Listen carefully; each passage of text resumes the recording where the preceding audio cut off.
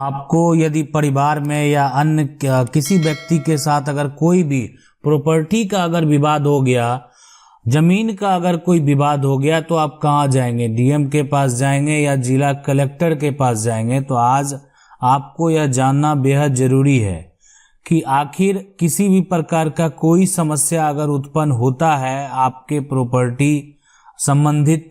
मान लेते हैं रास्ता का समस्या हो रहा है, या आपका मकान जो है कोई बनने नहीं दे रहा है, या आपके परिवार के लोग जो हैं वो आपके हिस्से की प्रॉपर्टी को जो है वो बेच लिए हैं, या ऐसा होता है कि आपकी जमीन है उस पे कोई मकान जो है एक तरह से चढ़ा दिया और साथ में गलत तरीके से जो है वो पर्चा यानी वास्तविक पर्चा तैयार कर लिया, पट्टा बनवा लिया, बहुत तरह की चीजें हैं, फर्जी तरीके से जो है दाखिल खारिज करवा लिया। तो ऐसे मामले को लेकर आप कहाँ जाएंगे? डीएम के पास जाएंगे या जिला कलेक्टर के पास जाएंगे? तो सबसे पहले तो आपको ये जानना बेहद जरूरी है कि कौन डीएम है और कौन जिला कलेक्टर है, किनका क्या काम होता है, किनका क्या पावर होता है और किनका क्या योगदान होता है। तो उसमें सबसे महत्वपूर्ण जो बात है यह है कि बहुत लोगों को पता नहीं है कि डीएम ही जिला कलेक्टर हैं या डीएम अलग हैं और जिला कलेक्टर अलग हैं। ये लोगों में सबसे बड़ा कंफ्यूजन है। तो चलिए ये कंफ्यूजन हम आपको दूर कर देते हैं। उससे पहले जो कुछ महत्वपूर्ण बातें हैं उसको देखते हैं। तो यहाँ पे जो सबसे महत्वपूर्ण बातें ये है कि अगर उस समय की बात करें कि जब हमारे देश में संविधान जो है वो लागू हुआ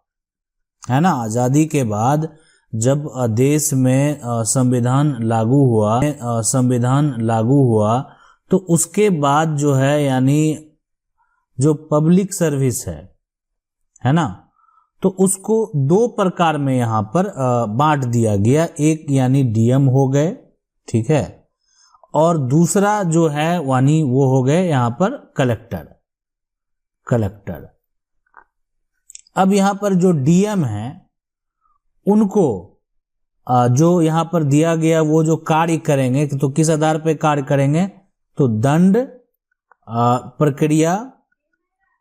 संहिता यानी सीआरपीसी। और जो कलेक्टर हैं उनको राजस्व संहिता मिला, है ना, 1959। तो आप समझ गए होंगे कि यानी इनका काम है लैंड रेवेन्यू जो है वो, और इनका जो है एक तरह से दंड प्रक्रिया संहिता है। मतलब कोई भी अगर आप गलती करते हैं, ठीक है, आपका प्रॉपर्टी का विवाद है, मारपीट करेंगे, किसी का सर फोड़ देंगे, तो फिर वहां पर आप पर जो है सीआरपीसी का धारा चलाया जाएगा, या जो है आपको पुलिस प्रशासनिक के तहत जो है उस पर जो भी धाराएं आप पर लागू होती है उसके तहत कार्रवाई किया जाएगा। तो ये जो है यहाँ पर दोनों का जो है अलग अलग काम है। और जो डिस्ट्रिक्ट कलेक्टर होते हैं, ठीक है, अब बहुत लोगों का ऐसा जो है एक तरह समस्या क्या है कि उनको लगता है कि दोनों एक ही है, और उसका मुख्य कारण ये है अगर हम बात करें तो कि बहुत ऐसे राज्य हैं जहां पर जो डीएम है ना, डीएम अब यानी कंफ्यूजन अब आपको नहीं होगा, डीएम को ही जो है कलेक्टर का भी कार्य दिया हुआ है, ठीक है।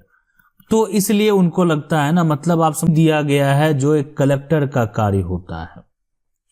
तो इसलिए उनको लगता है कि डीएम और कलेक्टर एक ही होते हैं, ठीक है। तो ये राज्य पे डिपेंड करता है कि आपके राज्य में डीएम अलग बैठते हो और लैंड संबंधित यानी जमीन संबंधित जो भी एक तरह से विभाग है, जो लैंड रेवेन्यू वो ऑफिसर हैं, तो उनका कार्य वहां पर अलग होता है। तो ये आपके राज्य में आप पता कर सकते हैं अपने जिला में कि जो यहाँ पर कि आपके जो कलेक्टर हैं वो कहाँ बैठते हैं।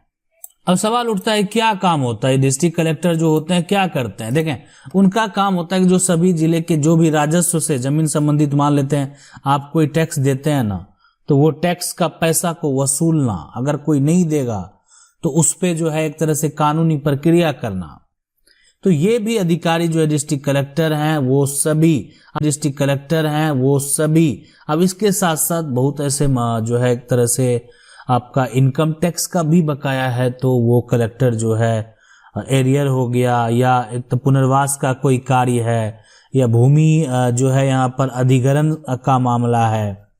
ठीक है। तो जो भी ऐसे मामले हैं वो सब जो है कार्य होता है यानी जिला कलेक्टर का। अब किसी मतलब ठीक है, सरकार का कोई योजना आया कि नहीं आपको जमीन पर जो है वो लोन दिया जाएगा,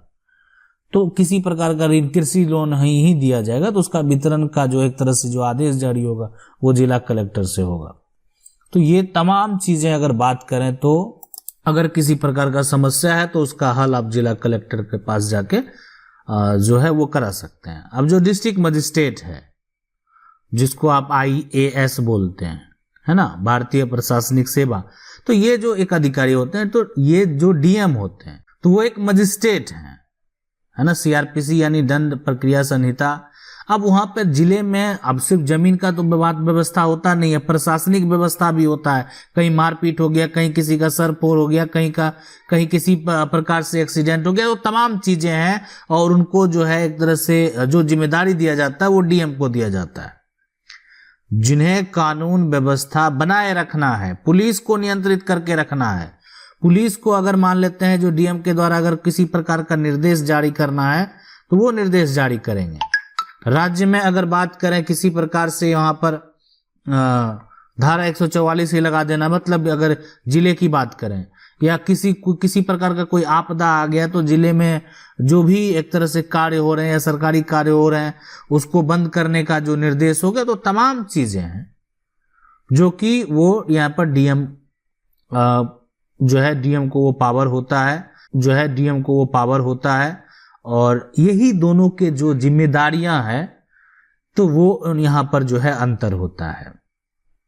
ठीक है। तो बात समझ लें, जिले में कानून व्यवस्था अगर बनाए रखना है तो वो कार्य करेंगे DM, लेकिन अगर मान लेते हैं कि कोई कलेक्टर है तो अगर कोई जमीन संबंधी समस्या है, एक तरह से रेवेन्यू कलेक्ट करना, इनकम टैक्स संबंधित मामला है, सरकार का फंड कहीं से कोई रिकवर करना है, कृषि लोन देना है, या उसके अलावा भी बहुत ऐसे भूमि अधिग्रहण करना है। अब अधिग्रहण करने के बाद जमीन का किसी को मुआवजा अगर मिलेगा तो ये तमाम चीजें जो है आप जिला कलेक्टर के पास जाके करा सकते हैं। अब ये सवाल उठता है कि क्या दोनों एक ही है? फिर हम बोल रहे हैं, देखें बहुत राज्य में जो है DM जो है उन्हीं को वो पावर अगर दे दिया गया है डिस्ट्रिक्ट कलेक्टर का, तो दोनों एक है, नहीं तो दोनों अलग अलग हैं।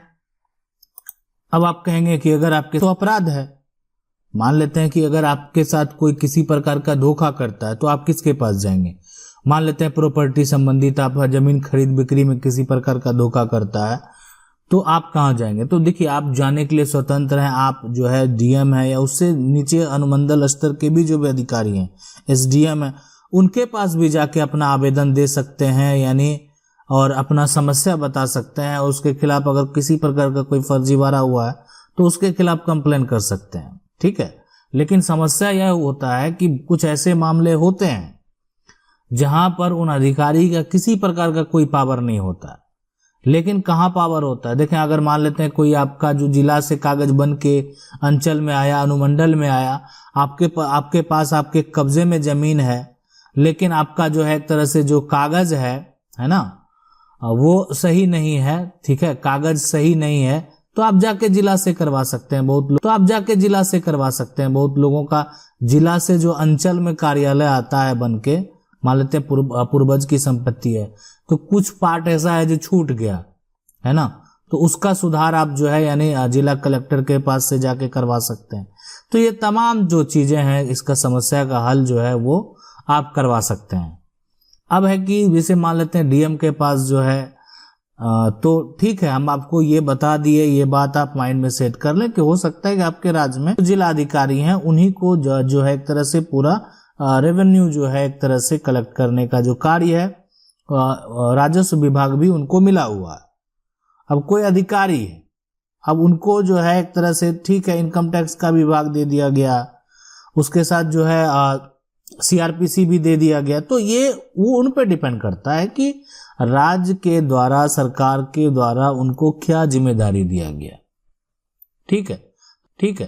तो वो उस बात पे डिपेंड करता है। तो ठीक है, आप वो पता करेंगे। हाँ, आपका अगर उस तरह का किसी प्रकार का कोई समस्या है तो आपका जरूर समाधान होगा, लेकिन कोई ऐसा समस्या है जो समाधान आप जाएंगे करने के लिए तो नहीं होगा। तो देखें, बिल्कुल है, कुछ ऐसे मामले हैं जहां आप सोचेंगे कि किसी का मकान को आप जो है ना आप तोड़ देंगे, ऐसा है ना, डीएम का आदेश होगा या जिला का जो है एक तरह से कलेक्टर का आदेश होगा, आप उस मकान को जो है तोड़ देंगे, उसका ऐसा जो है जजमेंट हो। तो देखें, बिल्कुल ये अब मामला जो है अब आपका न्यायालय का है, कोर्ट, इसके लिए आपको जाना पड़ेगा, एक प्रक्रिया के तहत केस फाइल होगा, वो मकान किसका है वो ये बात अब साबित होगा। इसलिए कि ये भी एक तरह से मजिस्ट्रेट ही हैं, लेकिन इनके पास और कार्य हैं और डिपार्टमेंट हैं, और ये कोर्ट में जब ये प्रूफ होगा तो फिर जो एक तरह से आपको प्रशासनिक स्तर से जो है वो मदद किया जाएगा उस कब्जा को खाली कराने के लिए। आगे कभी और इस पे विशेष बात करेंगे। आशा करते हैं वीडियो अच्छा लगा होगा। वीडियो अच्छा लगा वीडियो को लाइक जरूर कर दें, चैनल को पहली बार देख रहे हैं सब्सक्राइब करके जो बेल आइकन है उसको जरूर दबा लें। मिलते हैं अगले वीडियो में, तब तक के लिए